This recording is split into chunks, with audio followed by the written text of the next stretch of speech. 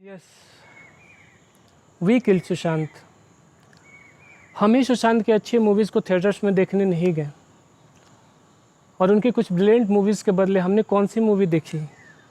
Student of the year 2, जुड़वा 2, बागी 3, race 3, दबंग 2, दबंग 3 जैसी वाहियात फिल्मों को पे हमने टाइम वेस्ट किया। काश ये टाइम हमने सुशांत की फिल्मों को दिया होता तो आज वो हमारे बीच होते। अब गलती हमने की है तो प्रायश्चित भी हम ही करेंगे, तुम्हारी फिल्मों को बॉयकॉट करके। ये जो बड़े बैनर वाले और पुराने बॉलीवुड स्टार हैं ना, इन्होंने बॉलीवुड को अपना एक अलग ही कंफर्ट जोन, अपना घर जैसा समझ लिया, अपने बाप की बपौती समझ ली है। और इनको इनकी औकात हमें दिखानी पड़ेगी। हमें ये दिखाना ही होगा कि तुम हमसे हो, हम तुमसे नहीं हैं। हमारे ही दिए हुए चिल्लर से इन्होंने पैसे का बड़ा सा ढेर बना रखा है और फिर हम जैसे इन्हें अपने बीच में बर्दाश्त नहीं है।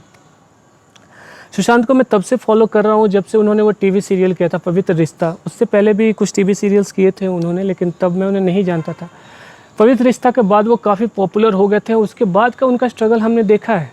काय पोचे, शुद्ध देसी रोमांस, डिटेक्टिव ब्योमकेश बख्शी और बहुत सारी ब्रिलियंट मूवीज़। एक इक्की दुक्की मूवी या इससे ज़्यादा भी मूवी उनकी फ्लॉप भी हुई, सबकी होती है। बहुत साल पहले मैंने 8-9 साल पहले मैं सर्च कर रहा था ऋतिक रोशन अपकमिंग मूवीज़। उसमें पानी का जिक्र है, पानी मूवी का। शेखर कपूर डायरेक्ट कर रहे थे। उसका फर्स्ट लुक भी लॉन्च हो गया था, एक पोस्टर टाइप। सडनली मैं क्या देखता हूँ कि उस मूवी में ऋतिक को सुशांत ने रिप्लेस कर दिया। वो मूवी कभी बनी ही नहीं, क्योंकि वो यश चोपड़ा के कॉन्ट्रैक्ट की तीसरी फिल्म जो थी, और यश चोपड़ा ऐसे ही जाल में फंसा के रखते हैं।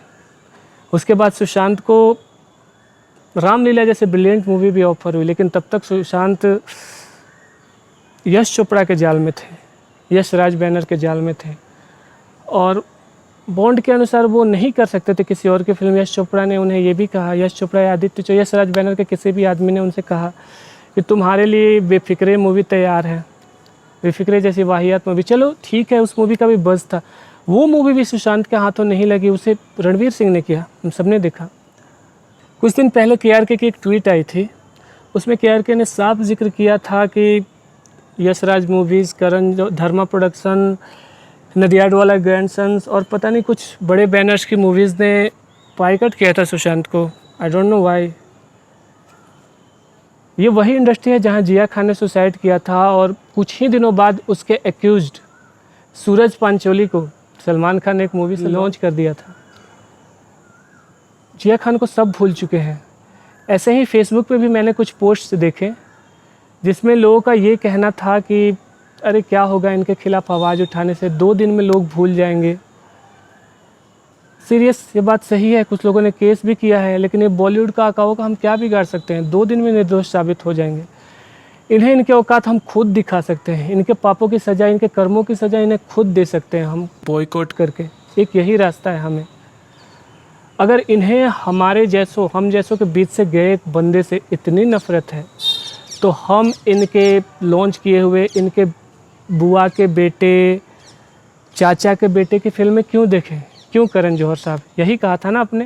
मैंने कोई करता था नहीं, कोई I am not taking one whole ठेका of introducing new talent in this. When did I become that person? मैं जो करना चाहता हूं मैं करना चाहता हूं, चाहे मैं अपने फूफे के बेटे को लॉन्च करूं या मेरी चाची के भतीजे को लॉन्च करूं, आई कैन डू दैट। क्यों करण जौहर साहब? यही कहा था ना आपने कि नेपोटिज्म का तमगा हटाने की मुझे क्या जरूरत है? मैंने ठेका नहीं ले रखा किसी के बुआ के बेटे को लॉन्च करने का, किसी के चाची के भतीजे। ये चाची का भतीजा क्या होता है? इंडिया में ही रहते हो ना। किसी के चाची के भतीजे को लॉन्च करने का तो हमने भी ठेका नहीं ले रखा है ना। तुम्हारे बुआ के बेटे, तुम्हारे चाची के भतीजे को देखने का तो हम भी बॉयकॉट करेंगे। तो मैं बॉयकॉट कर रहा हूँ इन बड़े बैनर्स, इन बॉलीवुड के सो कॉल्ड आकाओं की फिल्म्स को। और मैं ये भी चाहूँगा कि आप भी हमारे साथ इस जस्टिस फॉर सुशांत के मूवमेंट में जुड़कर, तो अब वक्त आ गया है कि बॉलीवुड के इन सेल्फ सेड आकाओं को उनकी जगह दिखाने का, इनकी औकात दिखाने का। ये हमसे हैं, हम उनसे नहीं।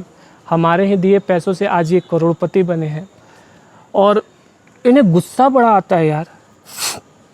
ये इतने गुस्से वाले हैं कि इनको गुस्सा आ जाए ना तो बॉलीवुड से किसी को भी बाहर फेंक सकते हैं, किसी की भी ज़िंदगी बना सकते हैं।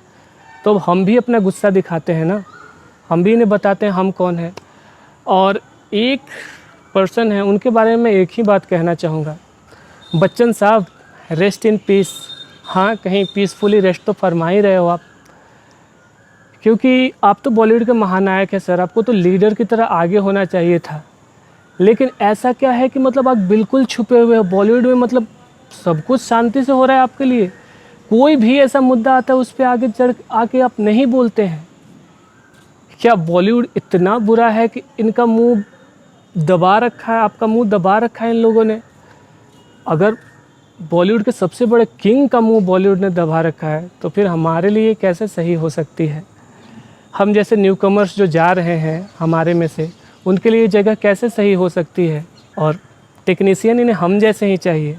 आपने कभी नहीं सुना होगा कि ऋषि कपूर का बेटा टेक्नीशियन बन गया,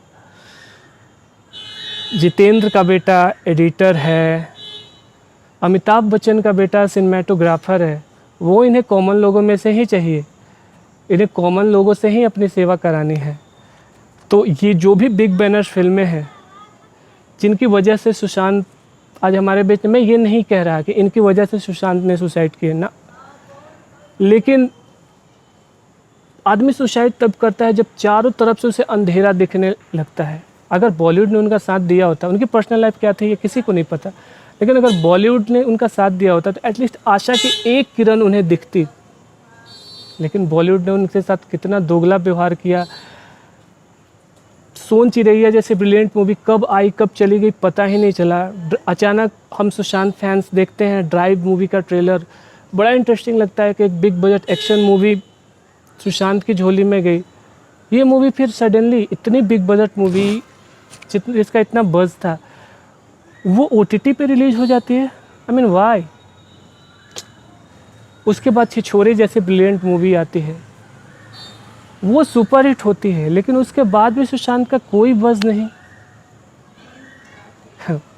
ये सब बुनी हुई चाल है। और ये सब जो बॉलीवुड के आका है ना, ये सब साथ मिले हुए हैं और इन्हें कोई आउटसाइडर बर्दाश्त ही नहीं है। इनका यही सोच है कि इनके बाद इनका अगला जनरेशन यही आगे बढ़ते जाए। तो नहीं, जब ये हमारी वजह से है तो हम इनकी क्यों चलने दें? इनकी बुआ के लड़के चाची के भतीजे को क्यों देखें? हमको इन्हें अपनी जगह दिखानी ही होगी।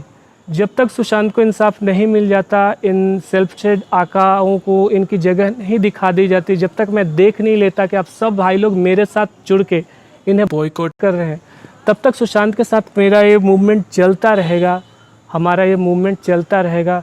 तो प्लीज़ जस्टिस फॉर सुशांत के इस मूवमेंट में आप लोग हमें सपोर्ट करें। हमें सुशांत को इंसाफ दिलाना है और जिन लोगों की वजह से हुआ, इन्हें उनकी जगह। तब तक के लिए नमस्कार।